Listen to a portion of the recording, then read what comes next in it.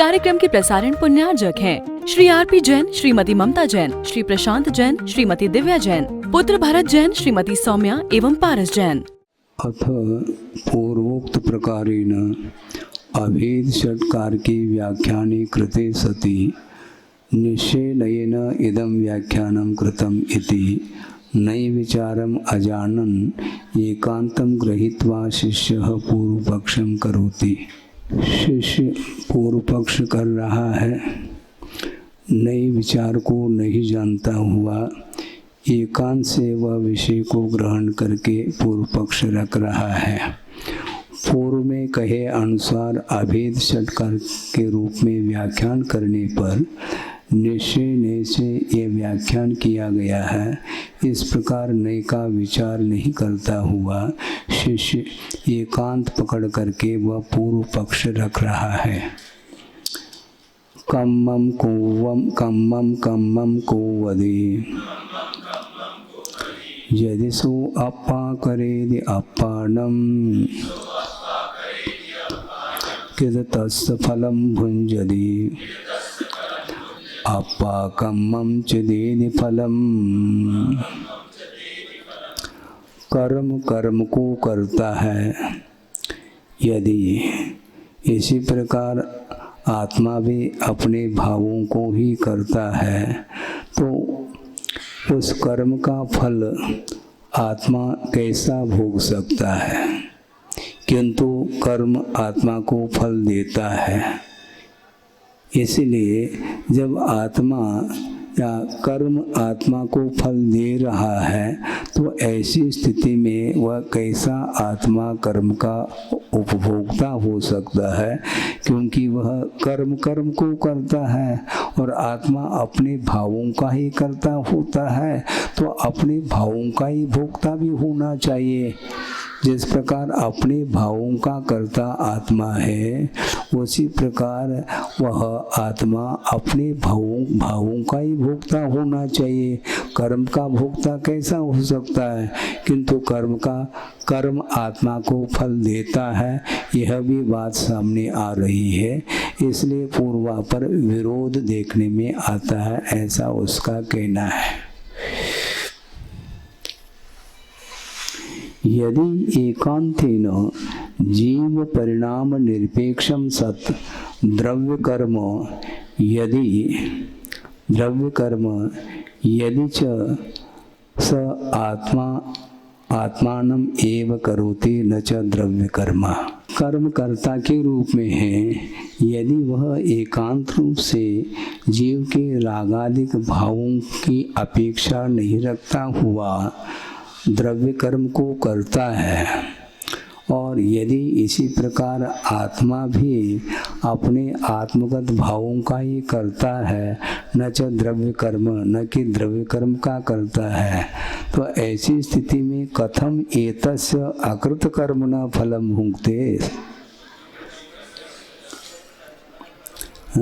ऐसी स्थिति में जो जीव के द्वारा नहीं किया हुआ जो कर्म है, उसका फल का भोक्ता जीव कैसा हो सकता है? नहीं हो सकता है, क्योंकि कर्म का जो फल है उसको आत्मा भोगता है यदि, तो निश्चित रूप से उस कर्म का वह आत्मा कर्ता भी सिद्ध होता है। और आप कह रहे हैं कर्म कर्म का करता है, तो ऐसी स्थिति में वह कर्म का फल का भोक्ता आत्मा कैसा हो सकता है? क्योंकि ये सिद्धांत है, जो जिसका कर्ता होता है उसका फल का भोक्ता भी उसे होना पड़ता है। तो आप ये कहना चाह रहे हैं कर्म कर्म का ही करता है, क्योंकि उपादान की विवक्षा है। उपादान की विवक्षा से कर्म कर्म का करता है और आगादिक भावों का आत्मा ही करता है, ये उपादान की विवक्षा से।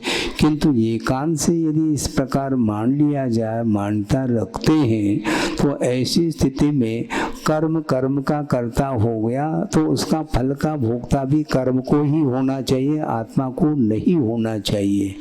किंतु वह कर्म आत्मा को फल देता है, ये कैसा बनेगा? ये उसका कहना है। जीवेन अकृतम कर्म च, ये ना आत्मा कर्ता हो गया। कल सकः आत्मा कर्ता, जो आत्मा कर्ता के रूप में है वह आत्मा के द्वारा किया नहीं गया है, ऐसा कर्म का फल का भोक्ता वह कैसा हो सकता है। जीवेन अकृतम कर्म च कर्तृ कथम आत्मने ददाति फलम न कथमपि।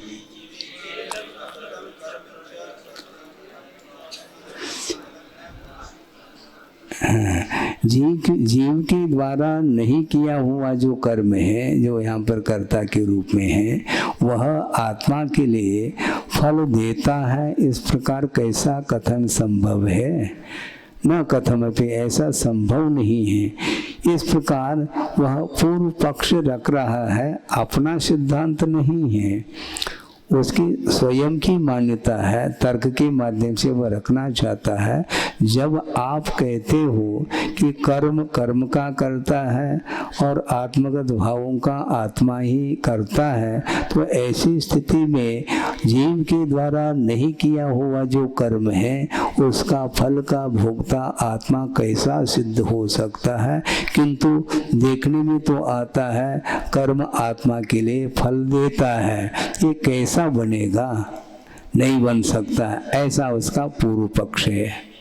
चतुस्थले पूर्व पक्ष द्वारेण गाता गता, इस प्रकार चतुस्थल में पूर्व पक्ष के माध्यम से गाता चली गई। अब इस सिद्धांत को उसके सामने रख रहे हैं और वह सिद्ध भी करेंगे। अतः सिद्धांत सूत्राणि, ये पातनिका तद्यथा यथा शुद्ध निश्चयेन यथा शुद्ध नयेन शक्ति रूपेण केवल ज्ञानादि अनंत गुण। अपना उत्थानिका उधर क्यों ले जा रहे हैं आगे जा करके। अथ परिहार मुख्यत्वेन गाता सप्तकम। अच्छा, और उत्थानिका लंबी है ये। अब परिहार की मुख्यता से 7 गाताओं का वर्णन है। तत्र गातासु सप्तसु मध्ये पुद्गलस्य स्वयं उपादान कर्तृत्व मुख्यत्वेन ओगाडगाड इत्यादि पाठक क्रमेण गाता त्रयम्। उन 7 गाताओं में पुद्गल जो द्रव्य है उसके स्वयं उपादान कर्तृत्व की मुख्यता से इस गाथा को पाठक्रम से लेते हुए 3 गाथाओं का प्रकरण है।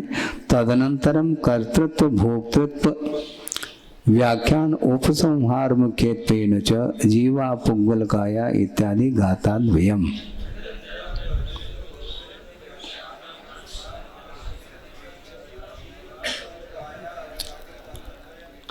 उसके आगे कर्तृत्व और भोक्तृत्व की व्याख्यान के उपसंहार की मुख्यता के साथ जीवा पुग्गलकाया इत्यादि 2 गाथाएं हैं। तदनंतरम बंध प्रभुत्वेन मोक्ष प्रभुत्वेन च एवं कर्ता भूता इत्यादि गाथा द्वयम्।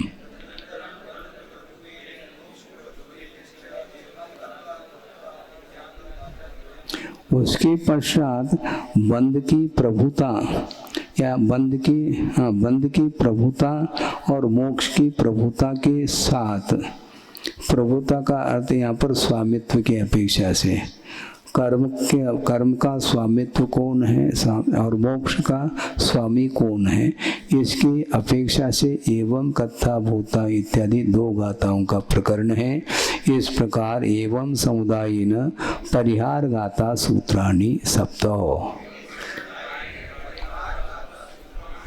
इस प्रकार समुदाय के रूप से परिहार संबंधी 7 गाथाओं का यहाँ पर प्रकरण है और उसमें अब उत्थानिका के माध्यम से इस अगली गाथा को प्रारंभ कर रहे हैं। तद्यथा यथा शुद्ध निश्चयेन शक्ति रूपेण केवल ज्ञानादि अनंत गुण परिणतैः सूक्ष्म जीवै निरंतरम लोक भृत तिष्ठति।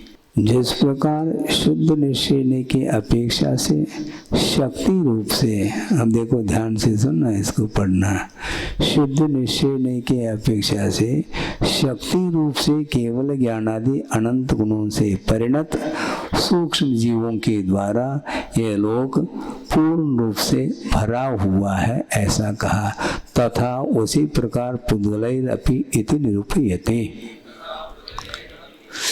उसी प्रकार पुद्गलों के द्वारा भी यह लोक ठसाठस भरा हुआ है, ऐसा कथन किया जा रहा है। ओ गाढ़ गाढ़ निचदो पोगल काये ही संवदो लोगो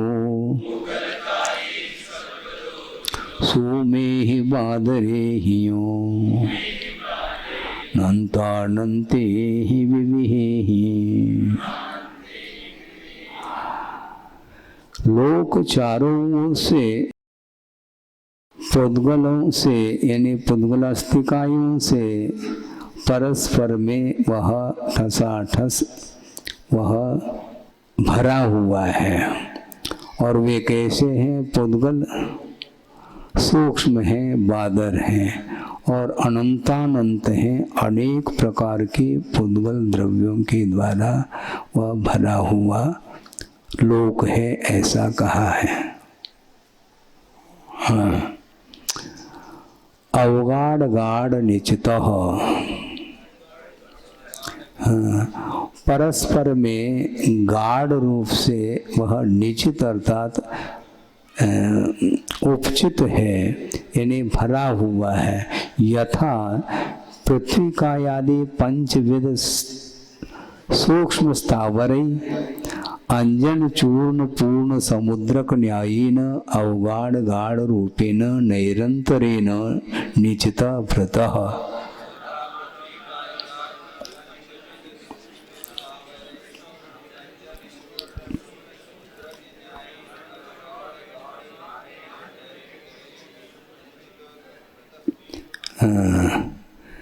अवगाढ़ निश्चित का अर्थ क्या है? पृथ्वी का आदि 5 जो स्थावर हैं सूक्ष्म जीव की अपेक्षा से, उनके द्वारा वह कैसा वह भरा हुआ है। एक उदाहरण दिया है, अंजन चूर्ण होता है जो कि उससे परिपूर्ण ये कोई भी हाँ, समुद्र का अर्थात कोई समुद्र नहीं लेना, एक डिब्बी है, हाँ, उसमें वह चूर्ण भरा हुआ है। वह जिस प्रकार उस डिब्बे में चूर्ण पूर्ण रूप से भृत अर्थात परिपूर्ण है, उस न्याय के अपेक्षा से अवगाढ़ गाढ़ रूप से यानी परस्पर में सगुणता के साथ निरंतर रूप से निश्चित अर्थात परिपूर्ण है। का असौ, वो कौन परिपूर्ण है? लोकः, वह लोक भरा हुआ है। तथा पुद्गलैश्च, उसी प्रकार पुद्गल द्रव्यों से भी वह ठसाठस भरा हुआ है। कथम सर्व प्रदेशेषु, हाँ, यानी प्रत्येक लोक के प्रदेश पर ये जीव भी हैं और पुद्गल राशि से भी वह भरा हुआ है। कथम भूतै पुद्गलै, पुद्गलों से सूक्ष्मी दृष्टि अगोचरैहि बादरी दृष्टि विशेष, हाँ, सूक्ष्म जो कि दृष्टि गोचर नहीं है और बादर अर्थात दृष्टि के जो विषय बनने वाले ऐसे। अब जो दृष्टि गोचर नहीं है, इसमें भी 2 तरह के पुद्गल होते हैं दृष्टि गोचर जो नहीं होते हैं। एक परमाणु के रूप में और एक वर्गना के रूप में, स्कंद के रूप में। जो द्वेनुकादिक स्कंद हैं वे भी दृष्टि के गोचर नहीं हैं, अगोचर हैं, और परमाणु तो है ही। इस प्रकार परमाणु और अनंतानंत परमाणु से निर्मित जो जनुकादिक जो स्कंद हैं, कार्बन वर्णा आदि अनेक प्रकार की वर्णाओं से युक्त जो स्कंद होता है, उनसे भी वह परिपूर्ण है, ऐसा इसका भाव है। कति संख्योपेत ही, संख्या में कितने हैं वो? अनंतानंत ही, अनंतानंत रूप में है कि विशिष्ट है।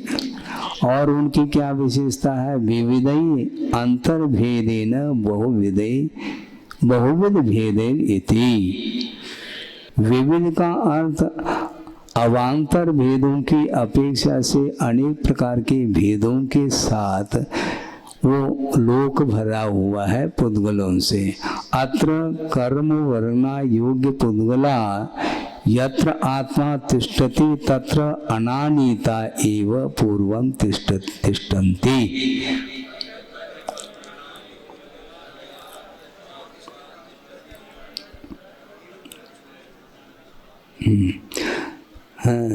कर्म वर्गना के योग जो पुद्गल हैं वे पुद्गल जहाँ पर आत्मा है ठहरी है वहीं पर वे पुद्गल कर्म वर्गना की योग पुद्गल अनानीता इन्हें लाई नहीं गई। न आनीता इति अनानीता, किसी के द्वारा वो वर्गनाएं वहाँ पर लाई नहीं गई। ऐसे पुद्गल कर्म वर्णा की युग पुद्गल पूर्वम एव तिष्ठन्ति, पहले से ठहरे हैं। बंद काले पश्चात आगमिष्यन्ति एव, बंद के काल के बाद और आती भी हैं वर्गनाएं कुछ, किंतु जो बंद को प्राप्त होती हैं उस समय वह आत्मगत जो प्रदेश हैं उन पर अवस्थित जो वर्गनाएं हैं उन्हीं वर्गनाओं के द्वारा बंद होता है कर्म का। ऐसा इसका, क्योंकि तत्वार्थ सूत्रकार भी यही कहना चाहते हैं, स्थिताः एक क्षेत्रावगा स्थिताः, ऐसा कहा, न चलायमाना। यद्यपि पूर्वं ते तत्र आत्म अवगाढ़ गाढ़ क्षेत्रे क्षीर निर्न्यायेन तिष्ठन्ति तथापि ते हेया।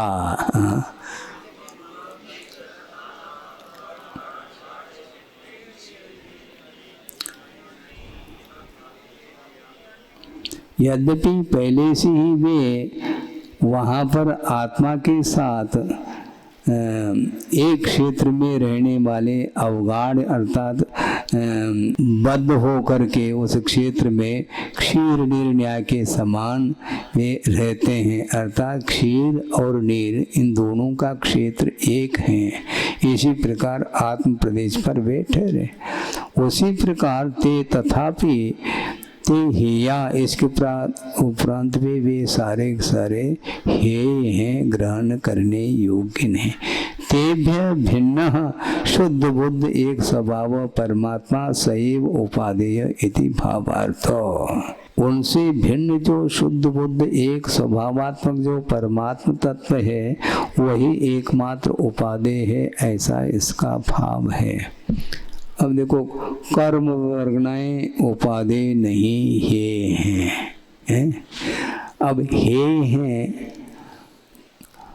तो जब इतने सूक्ष्म वर्गनाएं तक जब हे हैं, किंतु इनके उदय में जो फल मिलता है वह कैसा उपादेय हो सकता है?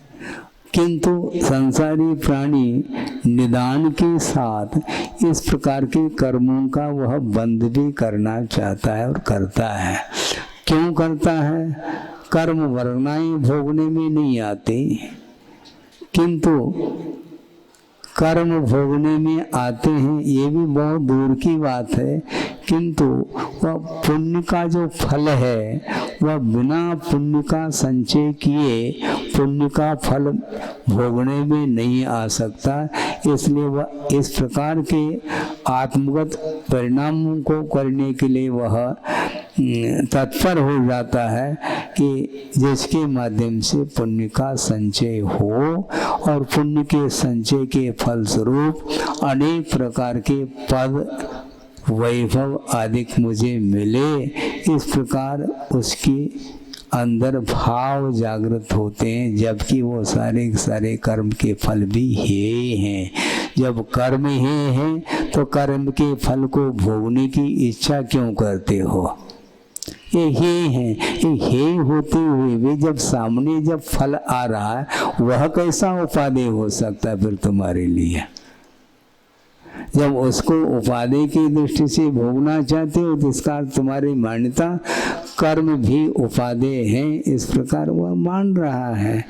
मानना नहीं चाहिए, किंतु मान्यता के बिना कर्म का संचय नहीं हो सकता।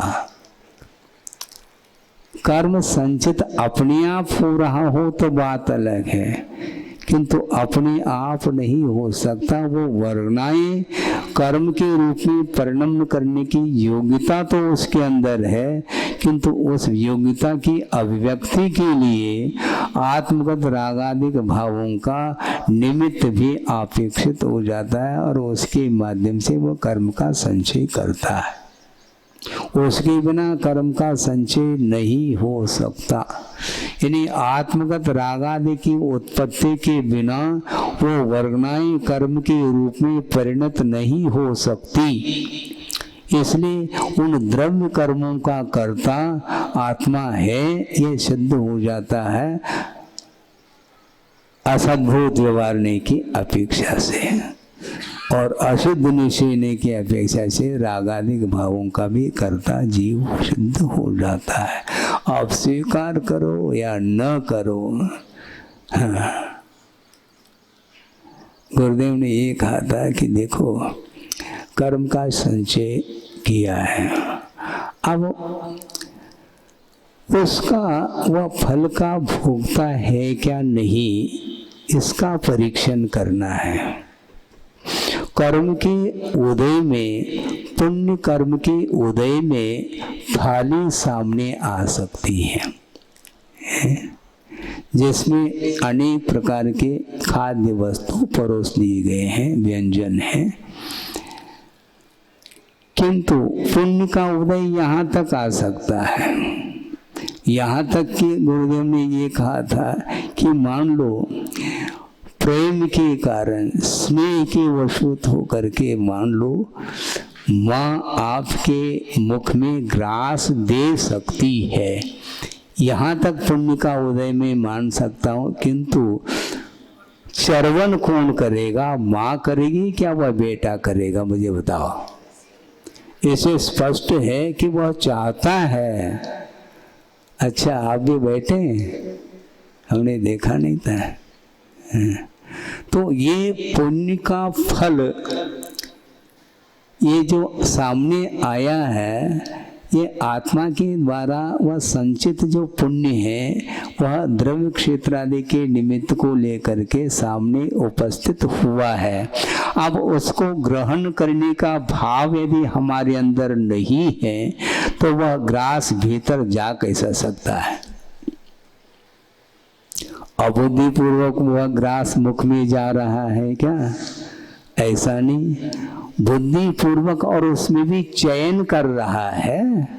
थाली में विविध प्रकार के व्यंजन हैं, तो उसमें से जो अपने लिए अभिष्ट हैं, रुचिकर हैं, स्वादिष्ट हैं, उन्हीं को वह ग्रहण कर रहा है। इससे स्पष्ट है वह ग्रहण करने का भाव बिना इच्छा के संभव नहीं है।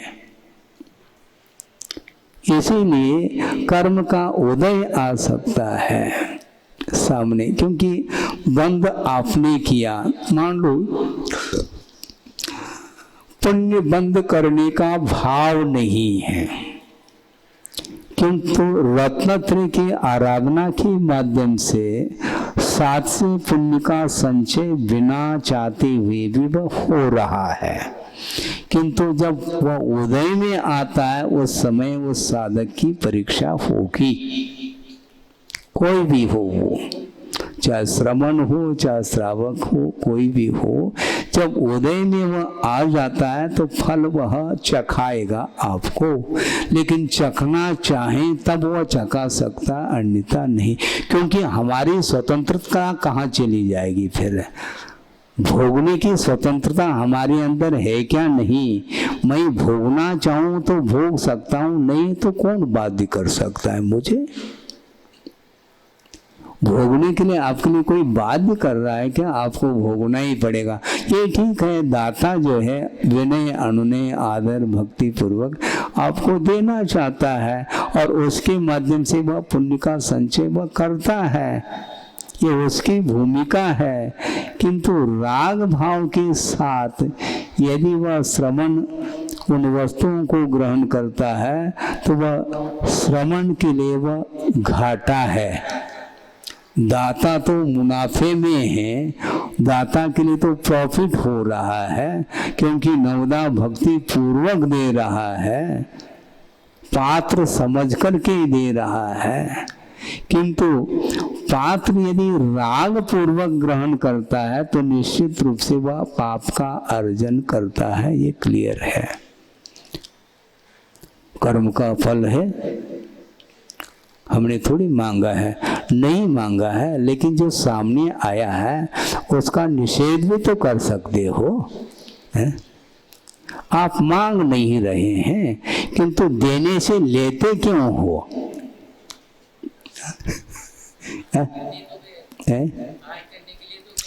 आहार करने के लिए गए, मैं मानता हूँ, किंतु वो अपनी भक्ति के साथ वह अच्छे अच्छे व्यंजनों को वह खिलाना चाहता है, तो आप क्यों ग्रहण करते हो? हमें वो आवश्यकता नहीं। जो आवश्यक है उसको आप यदि देते हैं तो हम ले लेंगे, दिक्कत क्या है इसमें? हाँ, क्योंकि ले तप बढ़ावन, ले तप घटावन क्यों ले रहे हो? ये भी तो ध्यान में रखो। उस समय छड़ाला की पंक्ति याद नहीं आती है, हाँ, प्रवचन के समय पर तो रेफरेंस के रूप में हम दे देंगे, ले तप बढ़ावन हे तुम तन पोषते तज रसन को। ये पंक्ति भी बहुत अच्छी लगती है, सब अच्छी लग रही है, पंक्ति भी अच्छी लगती है और वह विषय भी अच्छे लगते हैं। ये सब क्या है? इसलिए वह उन पदार्थों का भोक्ता हो जाता है। इसलिए राग पूर्वक ग्रहण न करो, ग्रहण करना पड़ रहा है, किंतु वह संयम के लिए ग्रहण किया जाता। संयमठम गृह्णाति, संयम के लिए वह ग्रहण करता है। रत्नत्रय के अनुपालन करने के लिए शरीर एक सहयोग प्रदान करता है, इस अपेक्षा से उसके लिए वह लेता है। किंतु गर्त पूरण क्यों कहा फिर? गर्त पूरण अथवा शब्द भरण, अक्षमृक्षण, ये सारे मूलाचार में जो विषय आए ये क्यों है आखिर? भ्रामरी वृत्ति ये भी कहा। हाँ, भ्रमर जिस प्रकार पराग का वह पान करता है, पुष्प पराग, किंतु उस फूल के लिए वह तकलीफ नहीं पहुंचाता और अपनी कुशलता से वह चूस करके चला जाता है। उसी प्रकार दाता के लिए पात्र के माध्यम से कोई संक्लेश उत्पन्न नहीं होना चाहिए। हाँ, तब तो वह पात्र माना जाता है और पात्र की विशेषता से ही आश्रम में भी विशेषता आती है। दात्री पात्र विशेषा तद विशेष ये कहा है। तो दाता की भी विशेषता है कि वो दाता के पास अलौल्य गुण है। जो बनाया है स्वयं के लिए बनाया है, किंतु समय पर वह अतिथि पात्र आ जाता है तो उसके लिए जो बनाया गया है उसके प्रति किसी भी प्रकार से कोई लोभ नहीं, उदारता के साथ दिल खोल करके वह देना चाहता है और उसको देना चाहिए। किंतु श्रवण के पास भी अलौल्य गुण होता है और उसका वो प्रयोग करेगा। वो देता ही चला जा रहा है, ये बस ही नहीं कह रहा है। ये ठीक है, जब तक क्षुधा का शमन न हो तब तक ले, इसमें कोई बाधा नहीं, किंतु उसके प्रति जो आसक्ति का भाव है वह नहीं होना चाहिए। इसलिए चारित्र के विकास के लिए जो कारणभूत आहार सामग्री है उसी को लिया जाता और लेना चाहिए, और उसके माध्यम से वह लेता हुआ भी नहीं ले रहा है ऐसा बाद में कहा जाता है। खादन अपने खादते, खाता हुआ भी नहीं खा रहा है, इसलिए मिठाई खाता हुआ भी नहीं खा रहा है, ये गलत बात है। है? हाँ, वही तो कोई भी कर दे ना, बात तो ये कही है। पश्चिम न पश्यते, लेकिन बार बार उसी ओर दृष्टि जा रही, मिठाई की ओर। पश्चिम न पश्यते कह रहा और उसी ओर देख रहा है वो, ताकि वह दे दें, उनको स्मरण में आ जाए। तो इस प्रकार की चेष्टाएं वह श्रवण नहीं करता और नहीं करना चाहिए। तो कुल मिलाकर के गुरुदेव का यही कहना था कि राग भाव के साथ यदि ग्रहण करोगे तो निश्चित रूप से वह पुण्य का फल आपके पाप के संचय के लिए कारण सिद्ध होता है। ऐसा इसका तात्पर्य है। अगली गाथा का उत्थान का 64 पृष्ठ पर, अथवा आत्मनः मिथ्यात्वरागादि परिणामे सति कर्म वर्गना योग्य पुद्गलाः निश्चयेन उपादान रूपेण स्वयमेव कर्मत्वेन परिणमन्ति इति प्रतिपादयति। आत्मगत जो मिथ्यात्वरागादि परिणाम होने पर कर्म वर्गना की योग्य जो पुद्गल हैं वे निश्चय की अपेक्षा से उपादान रूप से स्वयं ही कर्म रूप से परिणमन करते हैं, ऐसा प्रतिपादन किया जा रहा है। यानी वो स्वयं ही कर्म के रूप में परिणमन करते तो हैं, किंतु बिना निमित्त के सहयोग लिए वो परिणमन नहीं कर सकते हैं।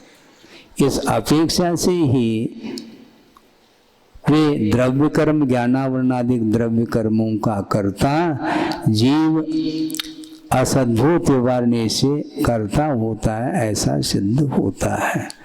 आत्मगत रागादिक परिणाम करने में आप स्वतंत्र हो।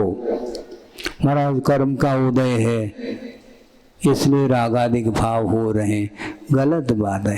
रागादिक भाव यदि उत्पन्न होंगे आत्मा में तो निश्चित रूप से कर्म का उदय होना अपेक्षित है, किंतु कर्म के उदय में रागादिक भाव अनिवार्य रूप से हो ये नियम नहीं है। इसलिए रागादिक भावों के क्षेत्र में आत्मा अथवा जीव स्वतंत्र सिद्ध हो जाता है। हाँ, बंध के क्षेत्र में कथनचित परतंत्रता आ सकती है, किंतु उदय के क्षेत्र में तो वह स्वतंत्र है, भोगना ही पड़ेगा। ऐसा यदि कहोगे तो कभी भी कर्म बंध की जो परंपरा है वह टूट नहीं सकती है, क्योंकि वह प्रवाह रूप से कर्म बंध चला आ रहा है। एक निषेक जो है वह निर्जरित भी हो रहे हैं और उसके भोगने कर्म फल को भोगने के कारण रागादिक भाव करने से वह नए सिरे से नवीन कर्म बंध की परंपरा भी जारी रहती है, बनी रहती है। इसलिए कर्म परंपरा को, कर्म बंध की परंपरा को समाप्त करना चाहो तो रागादिक भावों को न करो, ऐसा कहा है। ये पुरुषार्थ के माध्यम से ही बन सकता है। ऑटोमेटिक अपने आप रागादिक भावों का अभाव नहीं हो सकता। अबुद्धि पूर्वक जो रागादिक भाव हैं वो उनका अभाव तो बाद में होगा, पहले तो बुद्धि पूर्वक जो रागादिक भाव उत्पन्न हो रहे हैं उनको रोकने का पुरुषार्थ हमें करना चाहिए। तो महाराज रागादिक भावों को रोकने के लिए हम पुरुषार्थ कैसे करें? तो रागादिक भाव अपने आप उत्पन्न होते हैं क्या? रागादिक भाव के उत्पन्न होने में निश्चित रूप से कोई न कोई बाहरी निमित्त मिलना अनिवार्य सिद्ध होता है। तो इसलिए कर्म बंध से बचने के लिए नो कर्म से अपने आप को दूर रखने की आवश्यकता है, क्योंकि नो कर्म के निमित्त से रागादिक भावों की उत्पत्ति हो सकती है। कि जो व्यक्ति कर्म के उदय को झेलने की क्षमता नहीं रखता है वह कर्मों की उदीर्णा को झेलने की क्षमता कैसा रख सकता है? वो नहीं हो सकता। इसलिए कर्मों की उदीर्णा से बचो ये कहा। हालांकि ये बचना भी साधक के लिए कमजोरी का प्रतीक है, किंतु प्रारंभिक भूमिका में आचार्यों का ये कहना है कि साधक के लिए कर्म बंध के निमित्तों से बचने का पुरुषार्थ करना चाहिए। तो महाराज कर्म बंध से हम कैसे बचे हैं? कैसे बचे? तो संयम के अनुपालन करने योग्य क्षेत्र आदि का अवलंबन लिया जाता है। जिन क्षेत्रादिकों में रहने से परिणामों में निर्मलता आती है और भाव बिल्कुल विशुद्धतम होते हैं, उसके माध्यम से संयम का अनुपालन सुचारू रूप से होता है। किंतु ऐसे भी कुछ क्षेत्र हो सकते हैं जो प्रारंभिक अवस्था में आपके लिए बाधक सिद्ध हो सकते हैं। महानगर जिसको बोलते हैं, बड़े बड़े जो शहर होते हैं, वहाँ पर हम जाकर के यदि मान लो साधना करना चाहें तो आपके 6 आवश्यकों में बाधा उपस्थित होगी। और यहाँ पर वातावरण शांत है, प्राकृतिक वातावरण है, कोई शोरगुल नहीं, कोलाहल नहीं, कुछ भी नहीं। तो ऐसे शांत वातावरण में रहने से नो कर्म का अभाव होने के कारण अनायास आपका उपयोग लग सकता है और लगता है। किंतु यहाँ पर आने के बाद भी संयम के प्रभाव से लोग आएंगे। अब यहाँ से कहाँ जाओगे तुम बोलो? इससे और कौन सा एकांत? और भी एकांत हो सकता है, किंतु वहां पर जाने के लिए दीर्घ शरण का अभाव है। इसलिए भयानक वन आदि में जा करके साधना करने के लिए उपयुक्त साधन नहीं होने के कारण सिद्ध क्षेत्र, अच्छे क्षेत्र आदि में जा करके एकांत में शक्ति के अनुरूप वह तप करता है। वहाँ पर भी कोई व्यक्ति आ जाते हैं, मान लो, उससे डिस्टर्ब हो सकता है। तो हम कैसे बचेंगे महाराज? कुछ नहीं, उस ओर उपयोग नहीं ले जाना। नो कर्म से बचने के लिए सबसे बड़ा यदि कोई साधन है तो उपयोग उस ओर नहीं जाना चाहिए। उपयोग को उस ओर ले जाएंगे तो निश्चित रूप से आपका उपयोग उन पदार्थों से, चेतनात्मक पदार्थों से उपयोग प्रभावित हो सकता है। इसलिए उपयोग को अपने आप में ले आओ आप। इस कार्यक्रम के प्रसारण पुण्यार्जक है श्री आरपी जैन, श्रीमती ममता जैन, श्री प्रशांत जैन, श्रीमती दिव्या जैन, पुत्र भरत जैन, श्रीमती सौम्या एवं पारस जैन।